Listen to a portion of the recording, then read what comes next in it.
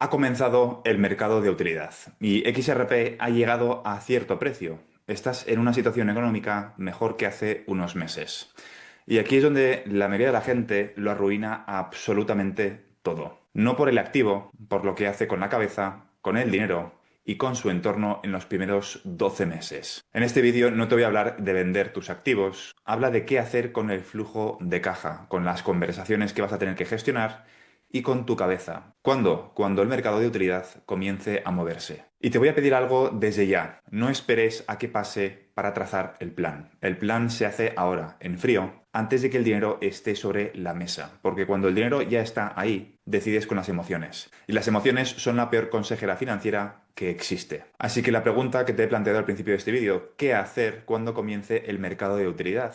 ¿Cuál debe ser tu comportamiento? ¿Qué decisiones debes tomar? O dicho de otra forma, ¿qué decisiones no debes tomar? Lo primero es posponer la gratificación, no de forma indefinida, sino durante un periodo de 6 a 12 meses. En ese tiempo te da tiempo a prepararte, si no lo has hecho ya, con sociedades, asesores, estructura. Pones tu casa en orden antes de abrir el grifo. Esto no es opcional ni un capricho de prudencia. Es la diferencia entre gestionar el evento o que el evento te gestione a ti. Este vídeo se entiende mucho mejor si entiendes que el mercado de utilidad puede comenzar de forma repentina, fruto de una crisis de liquidez que no voy a cubrir en este vídeo. Aquí simplemente te voy a explicar cuál debería ser el comportamiento post-utilidad. Durante esos primeros 12 meses te da tiempo a prepararte. Y la regla es la regla del flujo de caja. Los primeros 12 meses el gasto no debe superar tu gasto habitual. Sé que no es lo que quieres oír, pero posponer la gratificación te va a permitir ejercitar un músculo que te va a ser muy necesario utilizar en el futuro. A partir de ahí, a partir de los 6 a 12 meses, incrementas la capacidad del gasto de forma anual y progresiva, nunca de golpe. Esto no es sufrir, es darte tiempo para adaptarte. Objetivamente hablando, no sabemos cuál es el precio real de la utilidad de estos activos. El flujo de caja generado puede ser sustancialmente superior a tus ingresos actuales. Y ese salto, si lo absorbes de golpe, te puede desestabilizar. Necesitas un periodo de adaptación, estudiar, aprender, rodearte del equipo correcto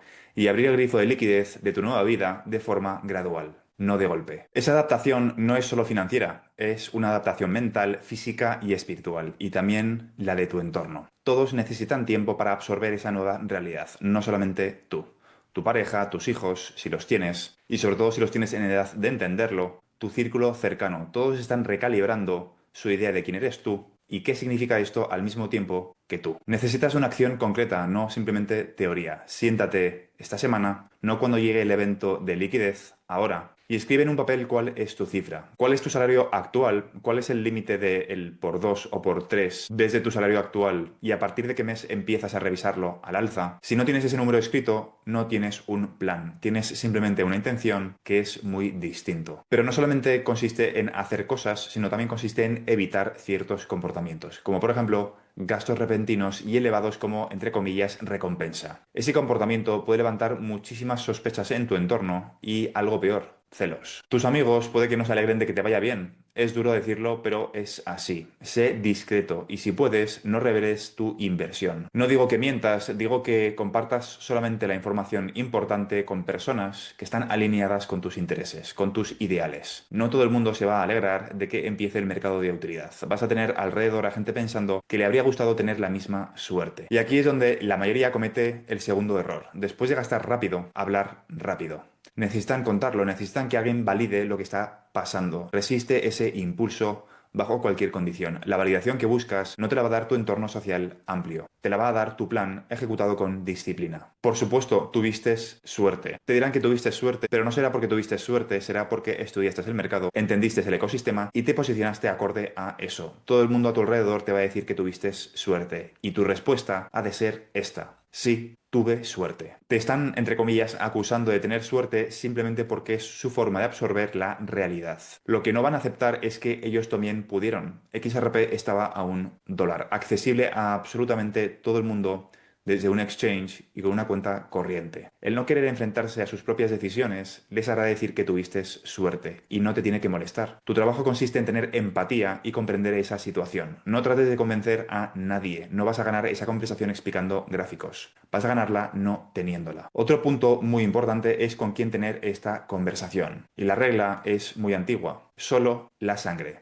Si el dinero es tuyo, es tuyo. Si el dinero es de tus hijos, se habla con tus hijos. Los novios, novias, parejas de tus hijos no tienen que estar en estas conversaciones económicas. Puede que pienses, y con razón, que esto genera resentimiento. Tienes razón, lo genera. Pero el resentimiento no se cura con dinero, se cura con trabajo personal. Si el dinero lo compartes con tus hermanos, se excluye a los añadidos, cuñados, parejas, etc. Trátalo como una empresa familiar profesionalizada. A las juntas de accionistas de empresas familiares no acuden miembros no accionistas. Los esposos o parejas de los accionistas no están en la sala de decisión, aunque estén en la familia. Con el patrimonio, igual. Y aquí es muy importante que distingas entre la conversación casual y la conversación de decisión, porque no son la misma conversación. Esto lo quiero desarrollar bien porque es donde la mayoría de las familias se hacen daño sin darse cuenta. Es importante que tengas en cuenta que el contexto de este vídeo se entiende mucho mejor si comprendes que a partir de la tercera y cuarta generación, muchísimos conglomerados financieros, empresariales, industriales, familiares se diluyen porque no son capaces de compaginar dinero y familia. El gran fracaso de muchísimas familias es no llegar a compaginar bien del todo el hecho de ser familia y de tener dinero. Y aquí es donde entran las conversaciones casuales. Por ejemplo, en una comida de domingo. En la sobremesa, con el, en principio, inocuo, ¿qué tal va todo? En esa conversación puede estar cualquiera. Pareja de tu hijo, cuñado, amigo de la familia. Ahí se comparte la vida, no se comparte la información financiera estructurada. Y ni mucho menos las decisiones. Tienes que separar esas conversaciones de las conversaciones donde se toman las decisiones, que es otra cosa completamente diferente. Es donde se dice cuánto hay, cómo está estructurado, quién hereda qué, bajo qué condiciones, cuáles son las reglas, con qué protecciones y el resto de asuntos pendientes. Esta conversación tiene una lista de asistentes muy corta.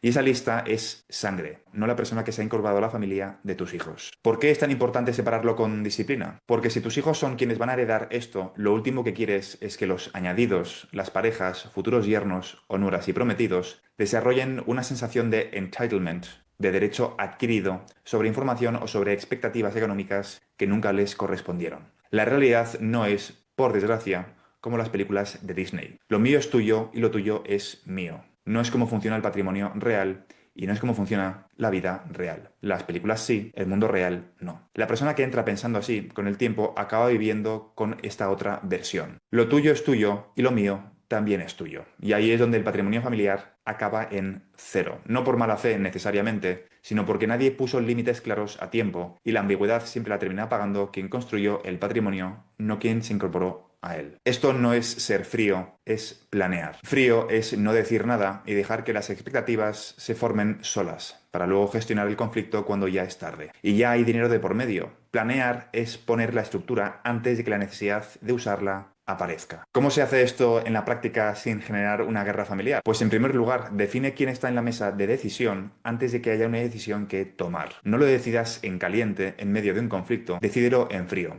como estás haciendo ahora al ver este vídeo. En segundo lugar, comunica la estructura a tus hijos, no a sus parejas. Comunica la estructura a tus hermanos o a hermanas, no a sus parejas. Ellos, si quieren, gestionan esa información dentro de su propia relación como consideren. Esa es su responsabilidad, no la tuya. Tu trabajo no consiste en educar a los que no son la sangre, aunque suene muy duro decirlo así. Es el trabajo de las parejas. En tercer lugar, si hay un protocolo familiar por escrito, y te recomiendo que lo haya, igual que en una empresa hay un pacto de socios, que quede claro que ese documento se revisa y se firma entre accionistas de sangre, no entre accionistas y sus parejas. En cuarto lugar, acepta que esto genera roce. Ya lo dijimos, el resentimiento no se cura con dinero ni con silencio, se cura con trabajo personal. Y se cura con el trabajo personal de cada uno. No es tu trabajo gestionar la inseguridad de la pareja de tu hijo o de tus hermanos. Ese trabajo es trabajo de esa persona y es trabajo de tu hijo poner ese límite dentro de su propia relación. Dicho de otra forma, y resumiendo, separa siempre las conversaciones casuales de las conversaciones en las que se toman las decisiones. La sobremesa es para todos. La mesa de decisión, no. No cierro este vídeo con un resumen bonito, lo cierro pidiéndote algo. Traza el plan de acción ya. No cuando el mercado de utilidad esté en pleno movimiento, no cuando ya tengas el flujo de caja entrando, no cuando ya sea evidente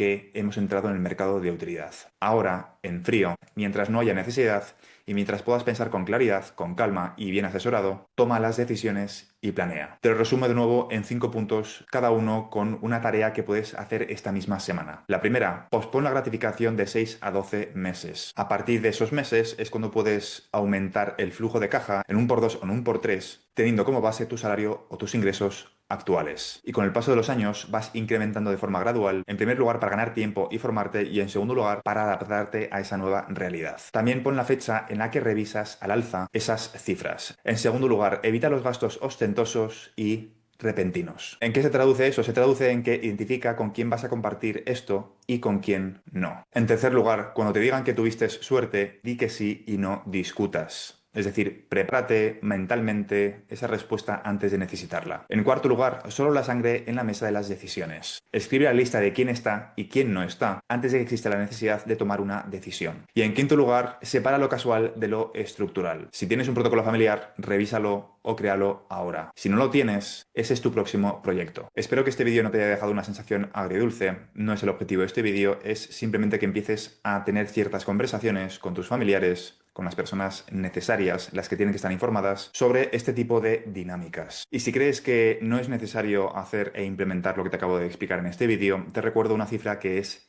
demoledora. El 75% de los ganadores de la lotería acaban arruinados al cabo de 5 años. Eso dice algo, y mucho, sobre el problema del patrón de comportamiento de ciertas personas y que el problema real nunca es el dinero, sino son las relaciones humanas, uno mismo, tu relación con el dinero y cómo gestionar familia y patrimonio. Y repito, si quieres comprender esto con más profundidad, en el link que tienes en la descripción de este vídeo, no todos los ricos son ricos, tienes una versión en Kindle en Amazon disponible para profundizar en esta temática. Dicho esto, si eres nuevo en mi canal, bienvenido. En este canal cubro todo lo relacionado con el sector de activos digitales, en concreto la transición controlada de todo el sistema financiero hacia tecnologías de contabilidad distribuida, es decir, XRP, XLM, XDC, SHX, HBAR y un conjunto de activos digitales que van a cumplir una función complementaria en el futuro sistema financiero basado, entre otras muchísimas cosas, en el estándar ISO 20022. Y todo eso englobado dentro de una transición muchísimo más compleja y profunda que consiste en dejar atrás el capitalismo y comenzar una nueva era postcapitalista, post-IA, post-trabajo, cuya transición muchos están bautizando como la singularidad económica, que consiste en el desacople del crecimiento del PIB del mercado laboral. Y todo eso explicado desde el punto de vista de las oportunidades que nos vamos a encontrar en el proceso para los inversores minoristas, como tú y como yo, en el sector de activos digitales. Eso es todo por ahora y nos vemos en el siguiente vídeo. Un saludo.